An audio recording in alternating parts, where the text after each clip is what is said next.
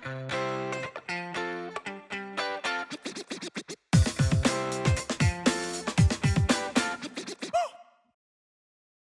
Sosmates, kembali lagi di sesi Q&A.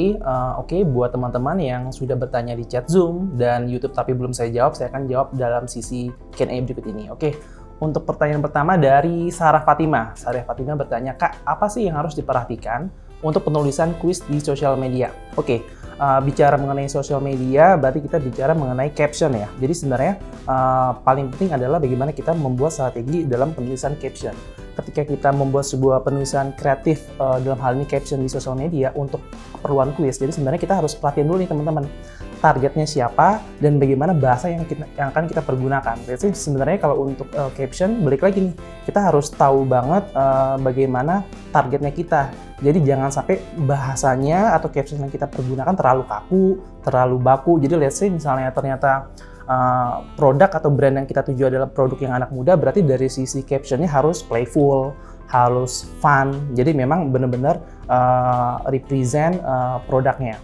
Jadi kurang lebih untuk mengenai penulisan kreatif untuk kuis di sosial media adalah paling penting adalah untuk teknik atau karakteristik bagaimana kita membuat caption yang baik.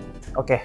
Lalu untuk di pertanyaan kedua dari Martinus Raka bertanya bahwa, Mas, ada nggak sih tips untuk penulisan kreatif program kuis? Oke, mungkin kita bicara mengenai tips kreatif program untuk kuis di radio kali ya. Jadi sebenarnya tipsnya ada berbagai step seperti yang tadi sempat saya infokan. Jadi pertama adalah kita harus tahu dulu nih briefnya seperti apa, and then kita bisa tahu angle komunikasi ataupun pesan yang akan kita sampaikan.